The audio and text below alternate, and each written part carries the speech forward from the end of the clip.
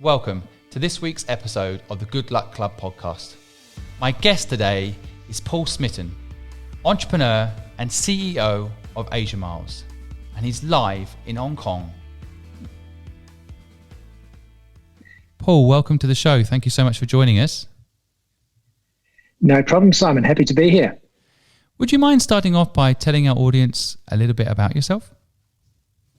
Sure.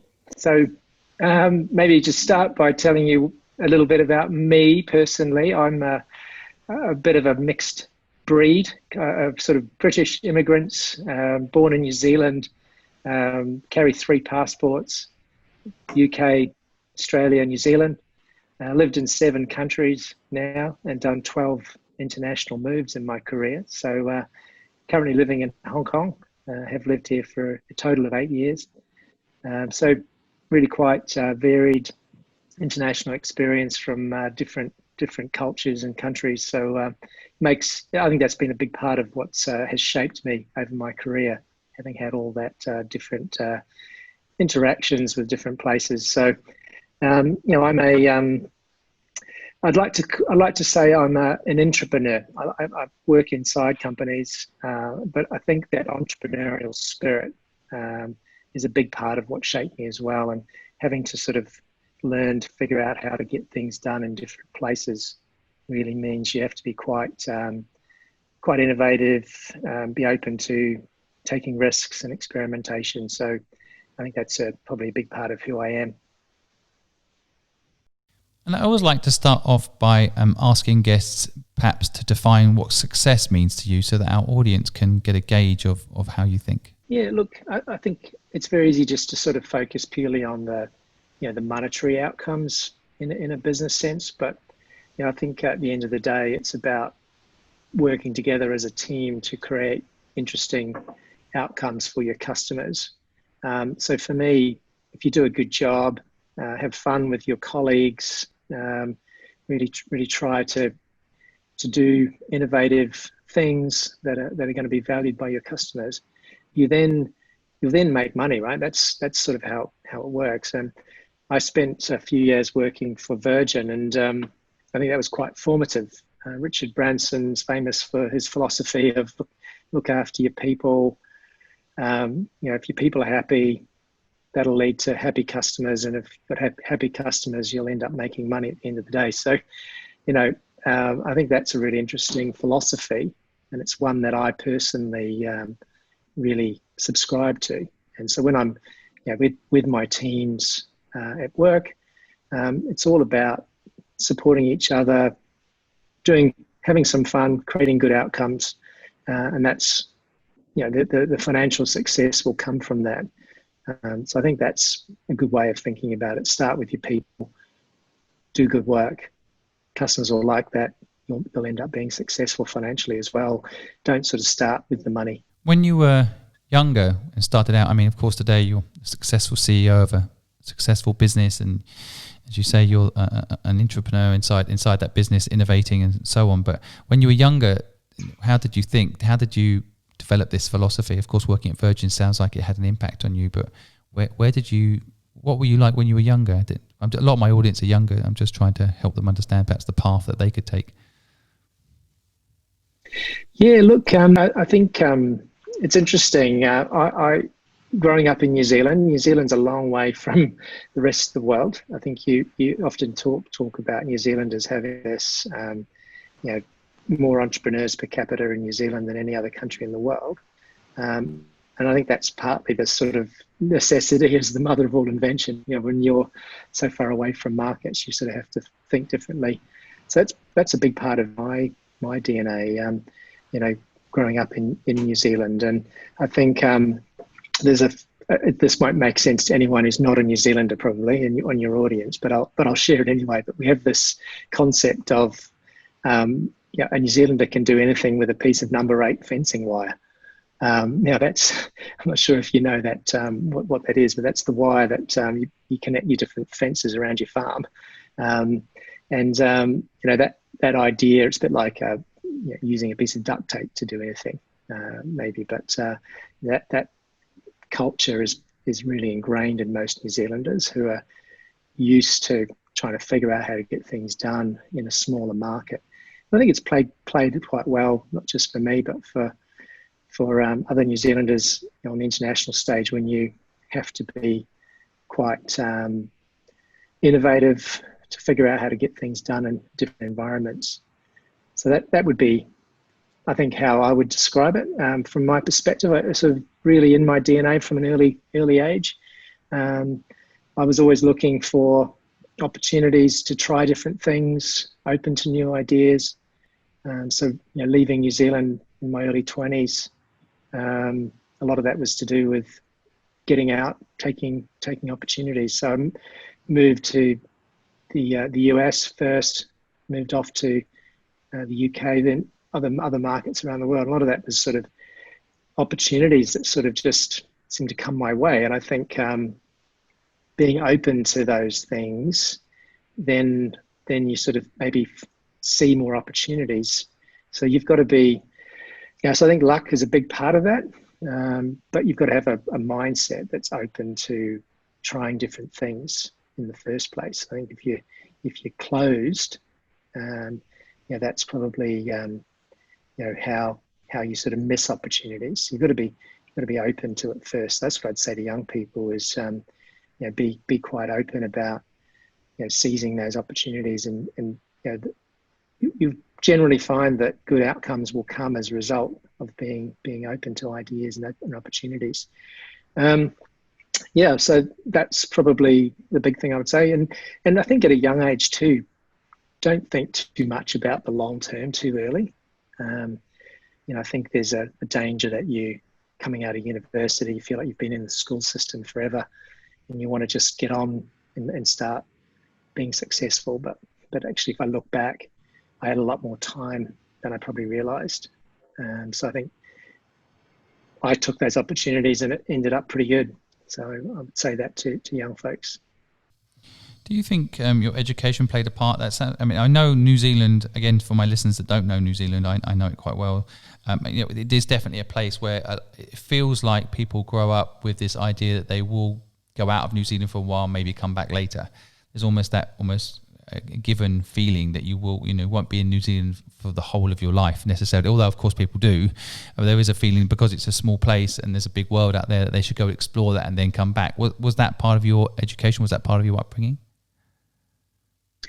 Yes, absolutely. So I think that's a big part of the psyche of a New Zealander, is to go and explore the world. There's a concept of, it's called the OE, the overseas experience. So everyone sort of thinks about doing their OE, and some come back, some don't. I think I'm not sure the latest stat, but it used to be true that New Zealanders were per capita the most travelled people on the planet. I'm pretty sure that's still true, but largely because you have to go a long way to get anywhere.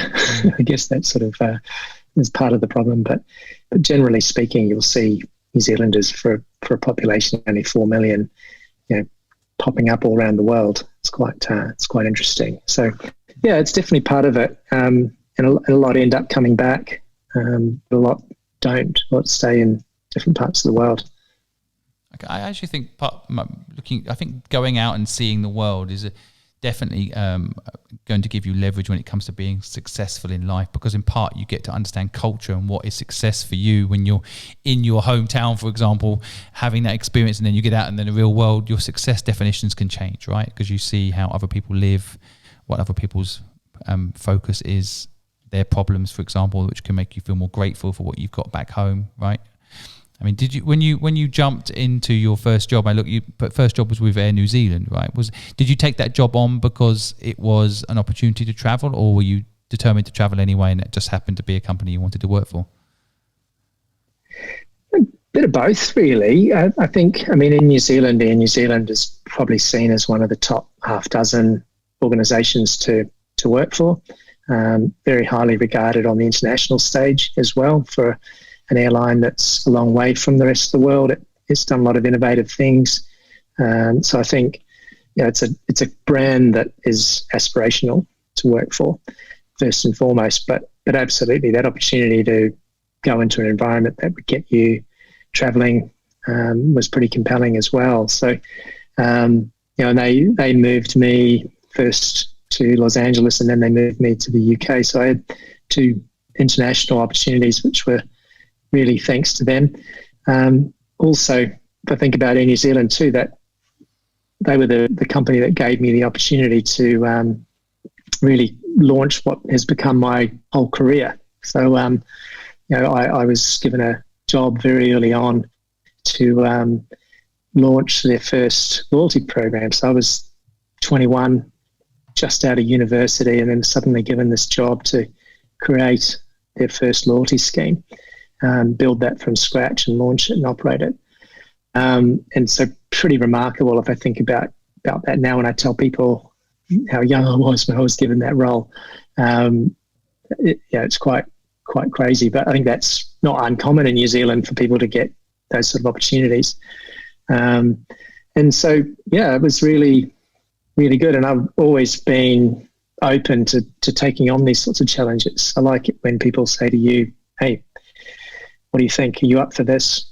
I'm generally going to be saying yes if I think it's an interesting opportunity to do. So Air New Zealand was pivotal, got me going, got me overseas, led to the various opportunities that followed. I think a lot of people listening have this concept that an entrepreneur generally is someone out there just starting businesses on their own. And I know you've done that as well, so we'll get into that in a bit. But I think that, the concept of working for someone else, if perhaps talk about that a little bit. How do you navigate that entrepreneurial free spirit piece within the context of a corporate structure? And I guess part of why I think this is a good question to quickly ask you now is because it sounds like the way that Air New Zealand did it is at 21 years old, they gave you your own loyalty scheme to build out, which felt like your own business you were building from scratch, right? So they gave you that chance young, but a lot of people don't get that in business. Is that how you managed to contain your entrepreneurial wish maybe to go out there into the world and work instead inside corporations and be an entrepreneur? Yeah, no, and I think for me, I've always had this view on work being making sure that it's meaningful. And so when I'm in a company, I want to make sure that what we're doing is still the right thing, so that we're not just doing a job because it's there. We're doing a job because it's about creating something. And I think about my upbringing and what my parents taught me as a child. They used to talk to me about adding value, making sure that you're contributing. And coming into a business environment, my dad used to say to me things like, so did you earn your salary today? Did you deliver more than you cost the company, sort of thing? And I think that sort of philosophy is quite entrepreneurial as well, because it's thinking, how do I make sure that what we're doing is making the place better? And it's almost like thinking as though it's your own money. And whether I'm doing my own entrepreneurial effort for myself or working in the company, I'm always trying to think, how do I make sure that it's value adding, not taking value away?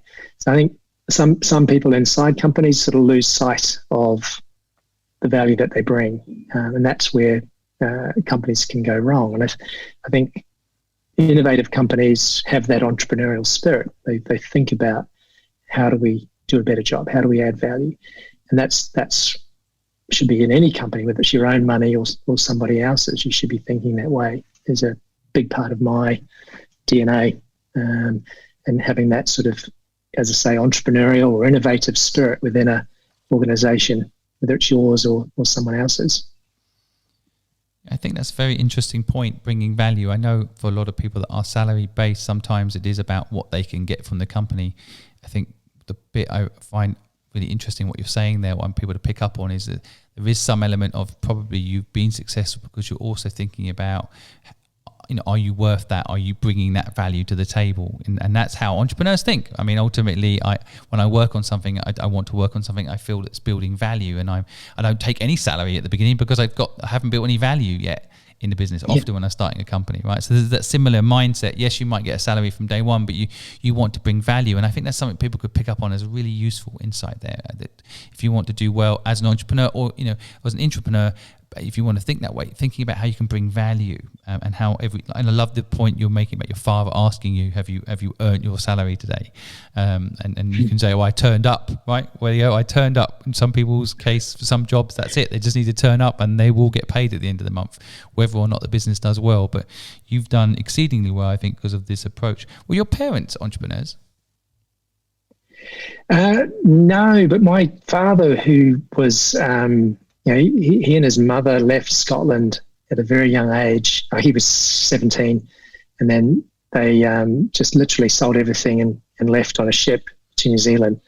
And that sort of, sell everything, start again from scratch attitude. I think that's been a big part of his upbringing and what he brought to me. He's since gone on to be entrepreneurial in his sort of later years. So he set up his own business after he retired from the corporate world. And so he's doing that now, and always looking for how to invest, what are the things he can do differently. So he's got a few investment things that he's playing with as well. So he's an entrepreneur now, very much. And I think his, that whole leaving one country and moving to another at a very young age was quite a pivotal part of his upbringing too. I always like to ask this question of my guests. Do you think entrepreneurs are born or bred? It's a very good question, and I know, having listened to your podcast a few times, I know we always ask that question. Look, I think it's somewhere in the middle. I know that sounds like I'm sitting on the fence, but I think you have to be born a certain way and have that attitude, but you can hone your skills. So I'd say it's a personality thing. So it probably does lean to the born side more, but a lot of people just don't have the opportunity. So I think you have to sort of hone your skills, which is where the breeding comes in. If you think about great athletes, they've got to have some sort of DNA in there that's going to help them be successful. But then they need to work hard to get there. So it's probably a bit of both. But I'd say personality sort of comes from being born a certain way.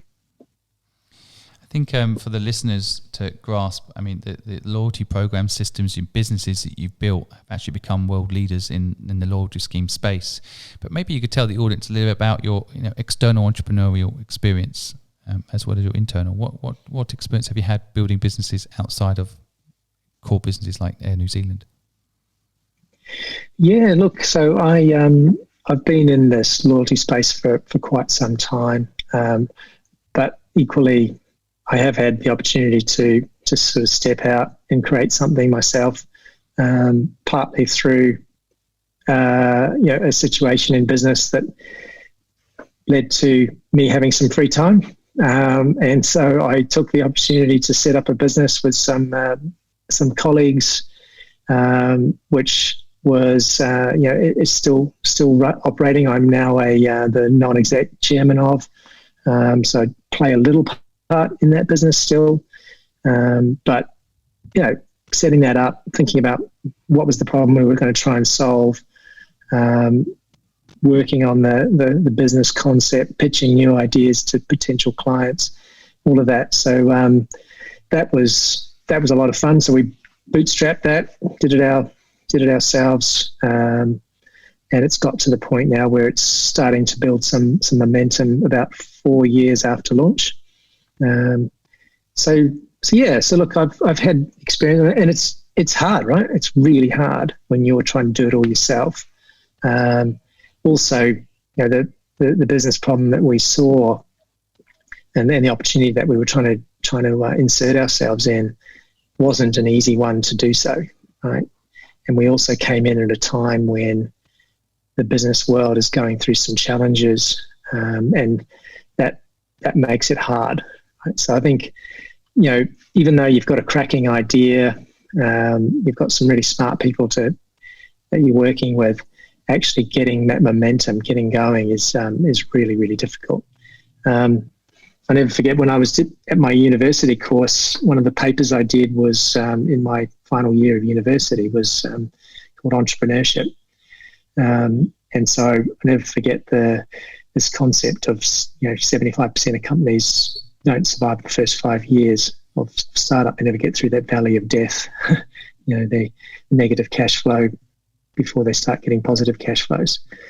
So having been through that myself, I know it's hard.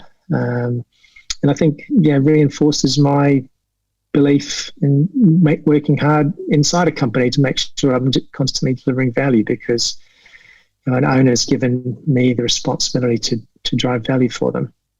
And so I need to respect that and try and work as hard every day to ensure that we're moving forward. I think it's actually one of the reasons I sometimes have an issue with business schools. It's funny how they do teach you these things. 75% of companies don't survive. I mean, in some respects, I didn't know that stuff when I started out. If I had, I probably wouldn't have started. And paralyzing. So some part. But what I think the element that you're talking about there that is the benefit of any failure is the learnings that you can have. I mean, as a person now, if I went. First of all, I don't think your company would give me a job, but if they did, the learnings I've had from all the failures that I've had would make me a better manager, would make me a better leader, And so sometimes failing, I love hiring people that have actually failed doing a startup. And I look forward to the time they go again. And in the meantime, maybe they come and work with me, but their lessons of failure often are lessons that the business that they're working for can leverage, right? So that's why it's good. Like you say, a bit of downtime, you go start something, succeed or fail, it doesn't really matter. It's just understanding, first of all, how hard it is to build something. And then, of course, as you come back into the fold of working within a corporate environment, you also appreciate that business that you're working for, because you know how hard it is. To build up a business that you're the CEO of today is hard. It's not an easy thing to create, right? 100%. I love the Israeli government. I think, I don't know how much you know about what they do, but they support a lot of startup businesses in their country. And one of the things that they do is, say to entrepreneurs, go out there, kick goals, work hard, try, experiment. And if you fail, we've got you back, sort of thing. And failure is part of the learning process in their culture. And if you look at the amount of startups that come out of Israel and then do great work on the global stage, I think knowing that there is a bit of a safety net is a really powerful thing. Sorry, I just had a whole lot of background noise. Did that just interrupt? Doesn't matter. It's okay. I think my listeners are used to real life happening in the background these days, considering that we're all in lockdown at some point. So don't worry, people will forgive us. Yeah, I think it's interesting. I mean, do you? I mean, the fail, we have your back point. For the listeners that don't know, I mean, I also know quite a lot about the Israeli startup scene. It is fascinating how they're pioneering an innovation side of their ecosystem. But do you take that mantra when inside your own company? I mean, how do you allow failure to happen when you're a big company and you're the CEO of that company? It's not like you can really let too much failure happen, right? So how do you innovate within a corporate environment? Yeah, look, we try to think like a startup. We really do. I mean, it sounds really cliched. I know. So even me saying the words, I feel a bit embarrassed, but we really do try to think that way.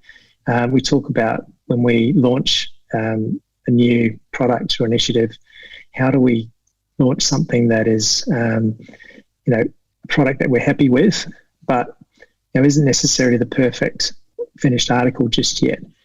And then iterate, and if it's rubbish, close it down. So I think too many organizations have this culture of trying to get things perfect from day one, which takes time and money. How do you think much more like a startup and launch first and iterate? And so it's very much our mantra. And so a lot of the things we've done over the last few years have been getting things to market as quickly as possible, and then iterating it. So it's that agile culture. I think that's something that you can learn from startup environment. Don't let the big company culture get in the way of speed to market.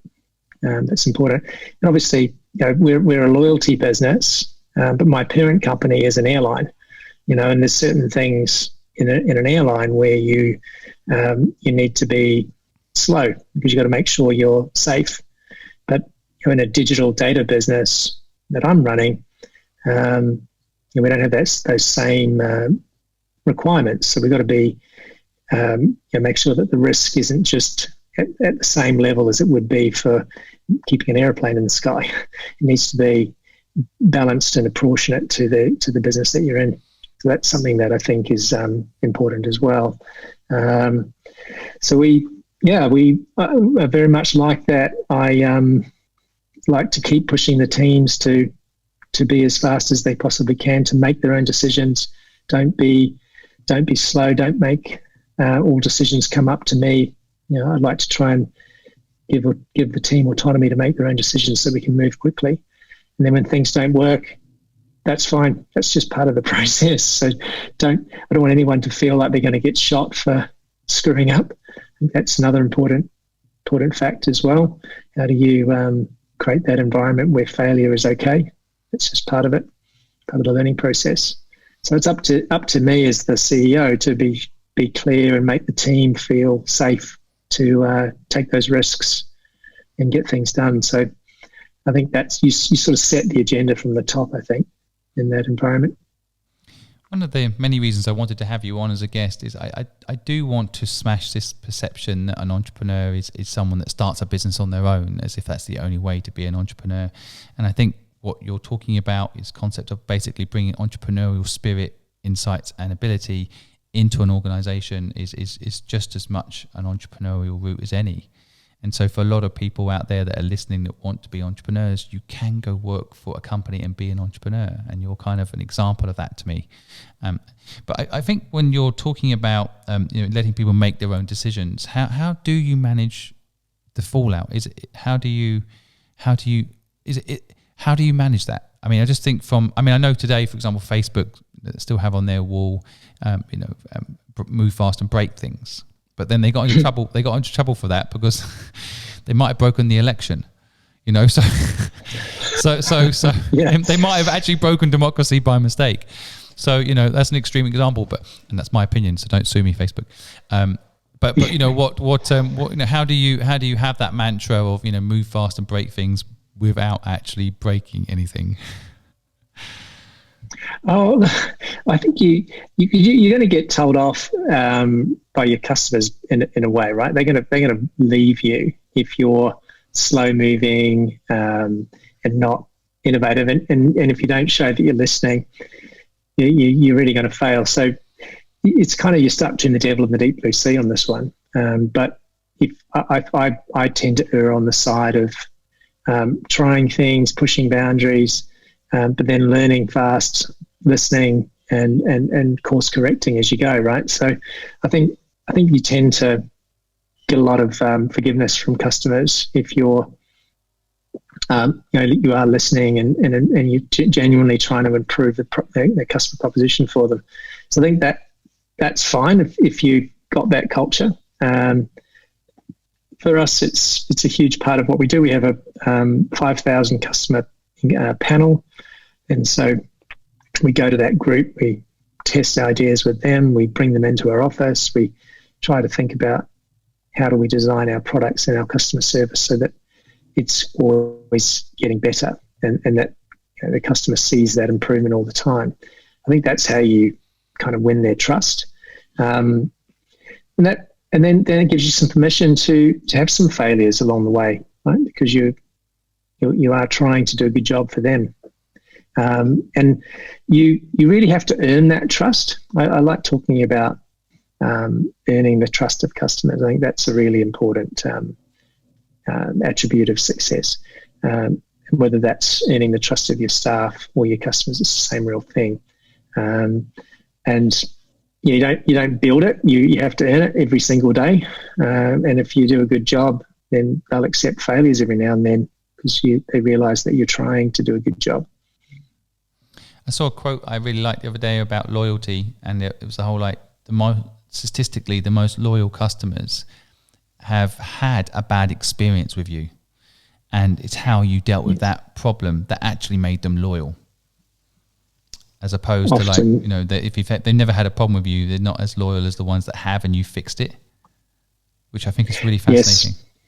Because most people see loyalty as this kind of, I see the same way with marriage, you know, like I have plenty of arguments with my wife, and I always thank God, because that helps us resolve issues, right? So the people that never have arguments, in my view, are the ones that get divorced. You know, yeah, that's true. It's funny, that point about you know, failure and how you recover. I remember going years and years ago to a just making that comment reminded me, but it was an Amazon executive talking many years ago, probably 5, 6, 7 years ago more, talking about this concept of planned outages. So they didn't actually do it, but they said, you know what, if we actually plan to have an outage and then we're all ready to go, ready to recover fast, we're going to win the loyalty of our people more than if things are fine. So, but interesting concept. I think, though, there's difference between technical failure and customer failure. So if you're, there's a lot of research around people are more likely to forgive a technical failure than they are a customer service failure. And so think about your own experiences going to a restaurant. If the coffee wasn't right, but the customer service was amazing and they recovered fast, you'll go back and give them another crack at serving you a good coffee. But if the coffee was amazing but the staff were rude and surly, you're probably not going to forgive that. So loyalty does come from good customer service, and then they'll probably forgive the occasional technical failure. And if you do a really good job in the recovery with service, then you will win their loyalty. So loyalty is about two things. It's about both behavioral loyalty and ideally emotional loyalty, right? Where you make people want to come back and spend their money with you. It's not just behaviorally loyal where they feel captive. There's no choice. So you need to deliver on both fronts. I guess we've got this far without talking about COVID too much, but how do you innovate in an era like now as a leader of a business that is involved with travel as well? I mean, how do you innovate right now? What's the guidelines for anyone out there struggling? Any thoughts? Yeah, look, I think there's a couple of things. One is obviously COVID is the ultimate sort of challenge for almost every industry and every household in the world right now. So it's a really tricky time.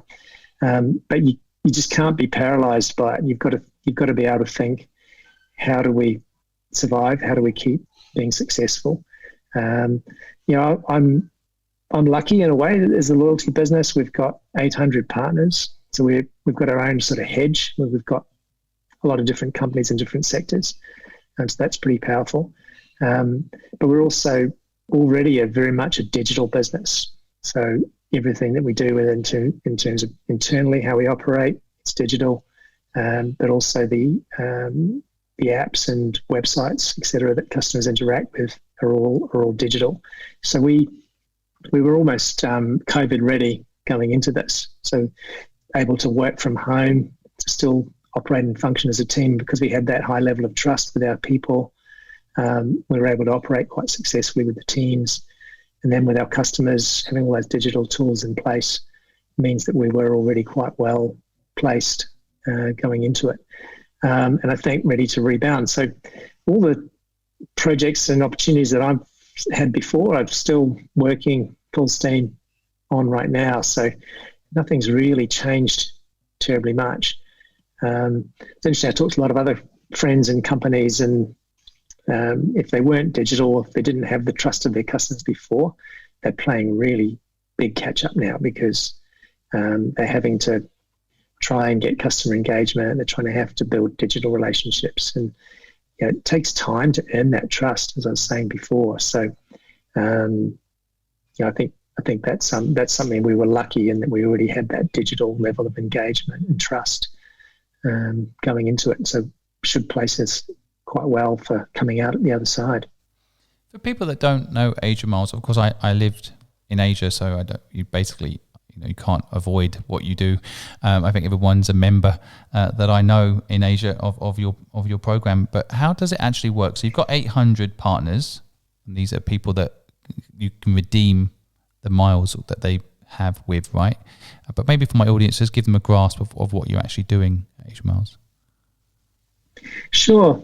So look, it's 800 partners where you can accumulate miles for various things, and then you can use those miles for other things. So whether it be flights or when they're available, because there's not a lot of flights operating right now, but or for physical things or services. So you can redeem for, in our retail store as well. So it's essentially we're a broker between, a bunch of places where you can earn and a bunch of places where you can use those miles. And we're lucky in that we've got access to things like free holidays, which are pretty motivating for consumers.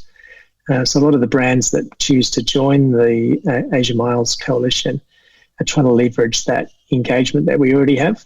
So if certain sectors, maybe they don't have quite the same level of engagement, without wanting to pick on different industries, but maybe some brands like insurance, for example, they don't have a lot of high engagement. So participating in Asia Miles gives them that opportunity to leverage the engagement that we have. And so that's pretty much how it works. I operate the currency, so I'm a bit like the governor of the Bank of England with controlling a currency. I have a points supply, which is like the money supply. Then I think about inflation in terms of how the currency is used. And if the members love the rewards that we provide, then they want to collect them, which then drives them towards the partners in the program to earn more. So it's pretty simple business model, really. But simple to you because you've built it, but for a lot of people, I think they're still probably listening, trying to get their head around it. How many members do you have? We've got 12 million at the moment, and we're always looking to grow that. But 12 million. 12 million members connecting to 800 partners. That's big numbers, actually. Yeah, it's pretty big, and a lot of people talk about, certainly in Hong Kong, how it's the second currency after the Hong Kong dollar. Totally. Well, I know. You have partners like American Express, and I know people that have literally got an American Express card so they can get the miles. Yes, it all links, true. Right? It all interlinks. But it's interesting you discuss it as a currency. I mean, I'm fully aware of loyalty. I tried to do a partnership with your organisation decades ago, so I've always been a fan.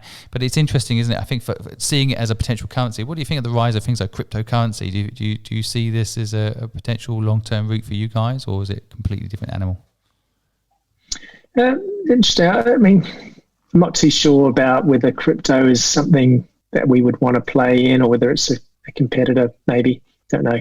But certainly the underlying technology is interesting. So we use the Hyperledger technology to sort of manage the back end associated with issuing points and redeeming points. So there's some useful applications in there which we've been able to deploy in the program to quite good use. I always want to pick your brains as a business person, go deeper into the business, but I want to hear your story a little bit more. I'm interested in how you've progressed as an entrepreneur inside companies, and do you think along your journey have you experienced good luck, bad luck? How has luck as a concept played a role in your life? Look, I've been thinking about that a lot. Right when we first had a chat, and we said, "Look, come on the podcast." It's been a really interesting question to ask myself, and I think I like to think that you make your own luck to a certain extent, which is I talked a bit about it before when we were chatting earlier about putting yourself in the right places to be able to seize opportunities, because I think people can have opportunities and they just let them pass by, and so I think to a certain extent you have to make your own luck by being in the right place. But then you have to be lucky as well, right? So because those opportunities might just never come by. But I think it comes back to this whole thing: are you born a certain way to be open to those things? And when you are open to them, you do tend to find those lucky moments.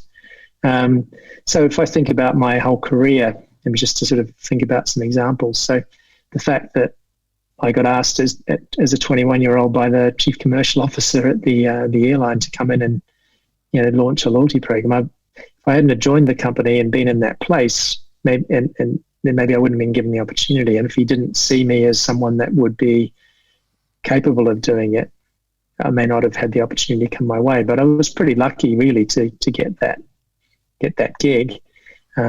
He told me I had 4 weeks to develop a loyalty program and then launch it. And so ended up taking 5 weeks, so slightly missed the target. But should have fired you on the spot right there and then. Come on. I know, exactly. But I think having that positive mindset, I tend to, even right through this COVID crisis, this whole concept, is your glass half full or half empty?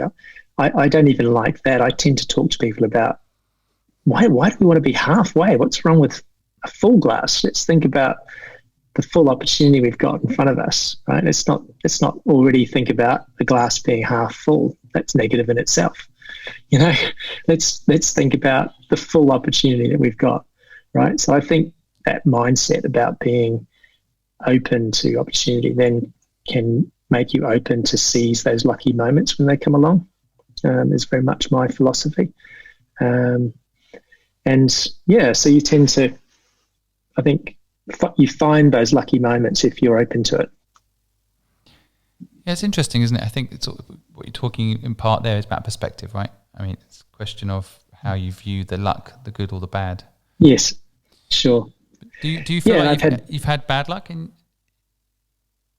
Yeah, absolutely, and I think that's part of learning as well. So I left a perfectly good job in Australia to go and work for a Canadian company as their CEO in Australia and New Zealand. Great opportunity just to run a business, about 300 people across 3 different offices. And then they had a existential crisis in their home market, and the business went from sort of a market cap dropped by 90% overnight. And so they just literally had to cut because they couldn't pay their bills.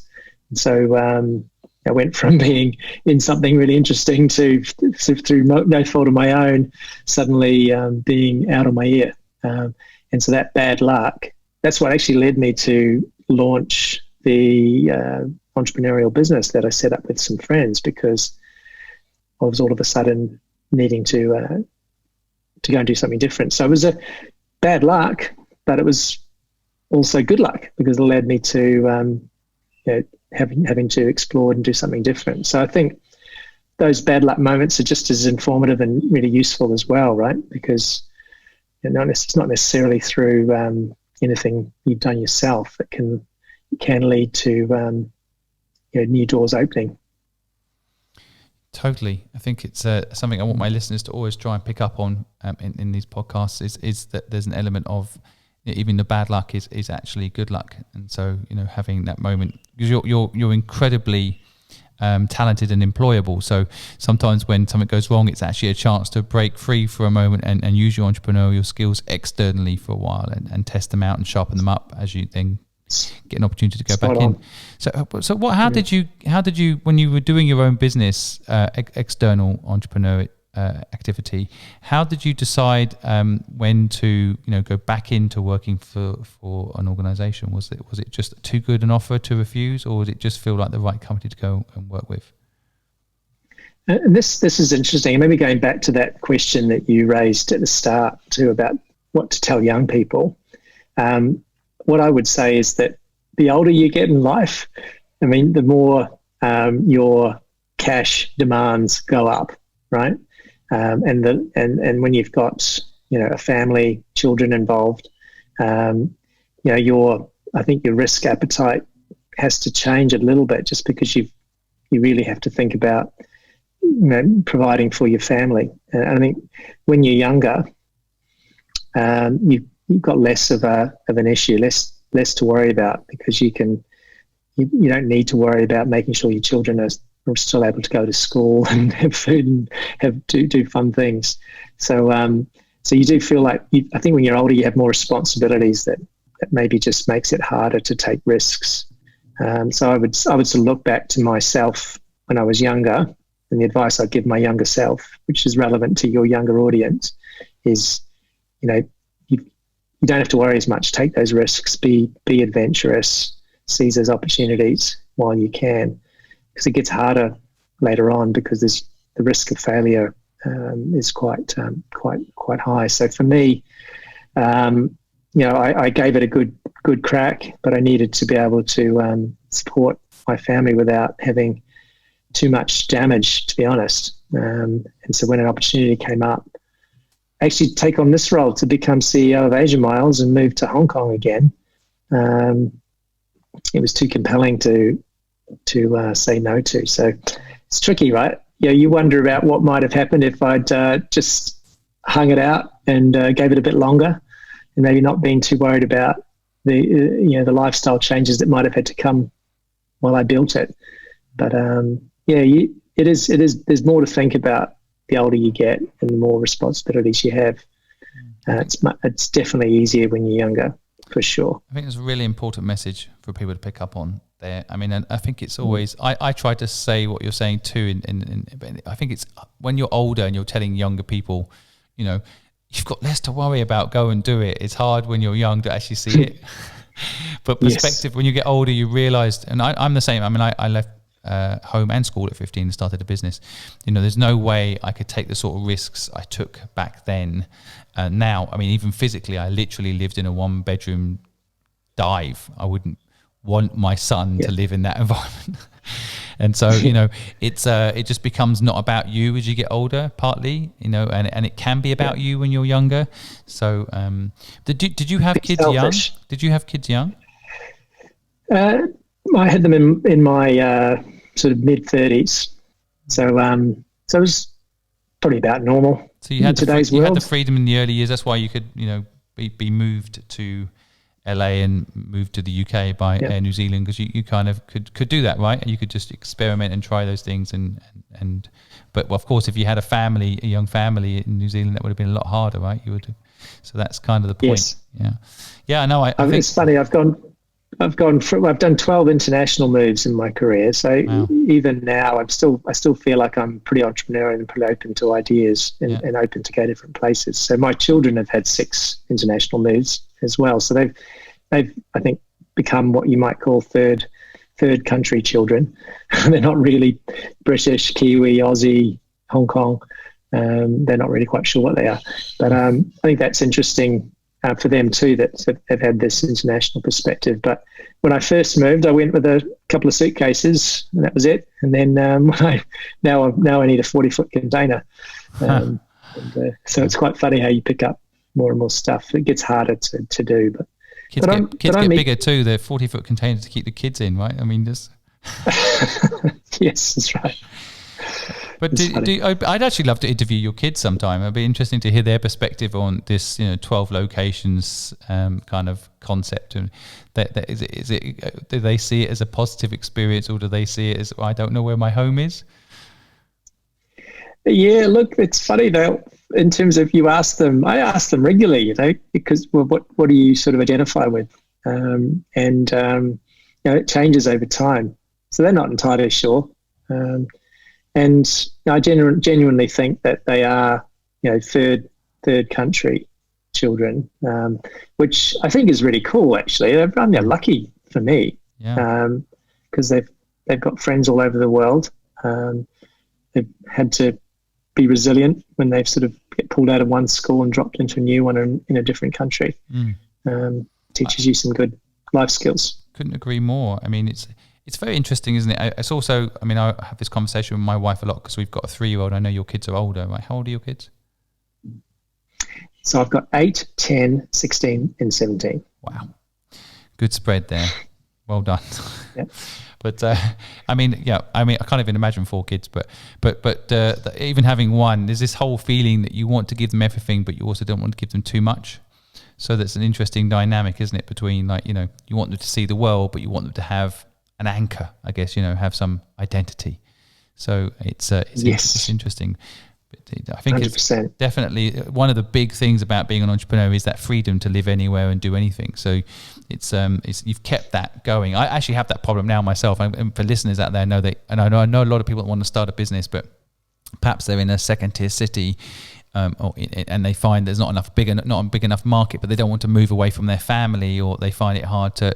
I left England at 23 and moved to Hong Kong. It was the best thing I ever did, but it was seriously hard because I had to leave my family and my friends behind, you know, and although they came to visit me, you lose that connection. So there is always trade-off, isn't it? They get that international experience, they got that passport, but there's also that connection sometimes that gets lost, right?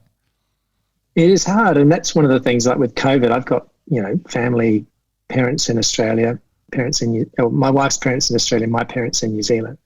And so, you know, we're not able to travel to see them, and they're not able to travel to see us.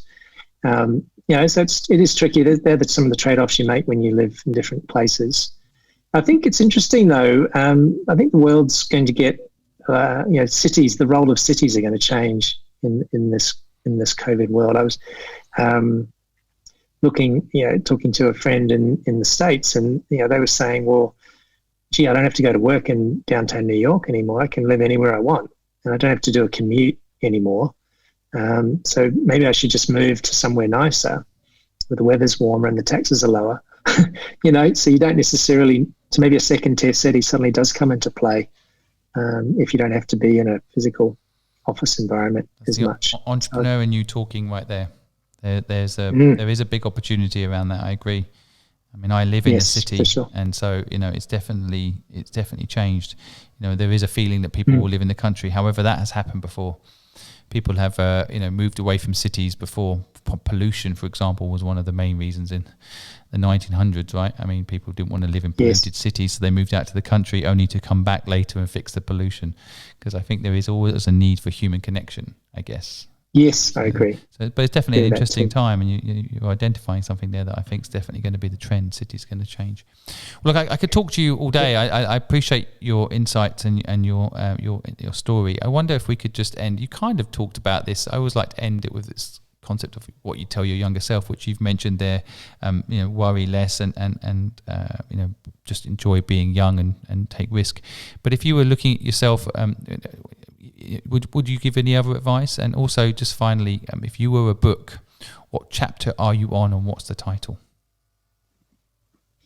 Yeah, look, I think I covered that younger self thing. I 100% think that you need to take your time and explore and be more open to different experiences. Because I remember when I came out of university, I couldn't wait to get a job and just get working. I feel like the world was passing me by. I wanted to get stuck in, and I actually didn't do an OE like I talked about before. I just wanted to get working, and so my younger self, I'd just say slow down, be open to ideas, take those chances while you can. The interesting thing about being if I was a book. I really like the story of, not that I like their product, but Colonel Sanders, who started his business as a 70-something-year-old entrepreneur, right? KFC. And, he went from a complete career change to building one of the world's biggest fast food restaurants at a ripe old age, really. And I think I'm always open. I always think there's more to do. So keeping yourself young, open to ideas. So for me, if I was a book, I'm probably still in the early half of the book, because I think there's still more time to figure out what comes next. If you keep open to new trends, keep open following new music, keep yourself young, age is no barrier anymore. I think that's what I would say. Well, thank you so much for sharing your insights. I'm going to sum up some of the things that I've taken from today's podcast. I do like this concept of like long-term can wait that you said at the beginning of the podcast. And you've kind of at the end also kind of said the same element, which is people do have time. And I think when you're younger, in the COVID era, it's also an interesting point to, maybe somehow enjoy the moment. Having 3 or 4 months off, sitting at home, watching Netflix, there's worse out there. I've seen memes about people going to war at this time, like it's not as bad as you think. It is bad, don't get me wrong, but I think equally there is some, especially if you're young, there's all these disaster stories floating around about how you're never going to be able to own a home and how, there's no job and so on. But equally, and I think this links to another thing that you've said, which I really like, which is, there's no half empty or half full. There's just, full of opportunity. I think that's the t-shirt we need to make from this episode for you. I think the full opportunity piece is something that young and old need to keep in mind, actually, that despite the difficult times, there is a huge amount of opportunity. And you've even mentioned some ideas, I think, in this podcast that people could think about. I like the fail, we have your back point that you brought up earlier. I feel like that should be a quote from the universe.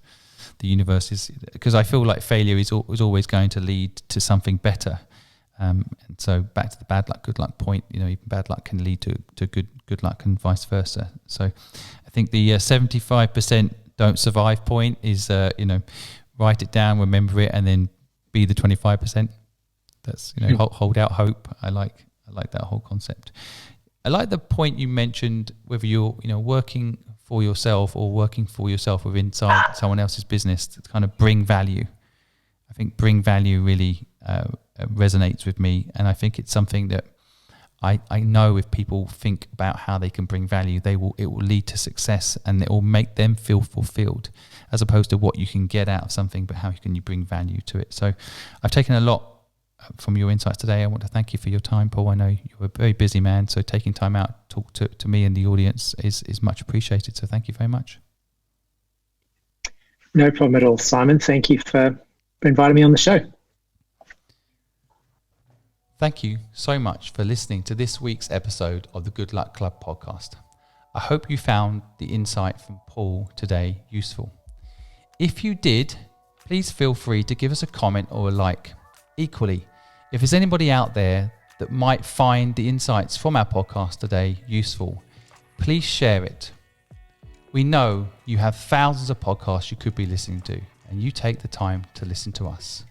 We feel very lucky. Have a wonderful day.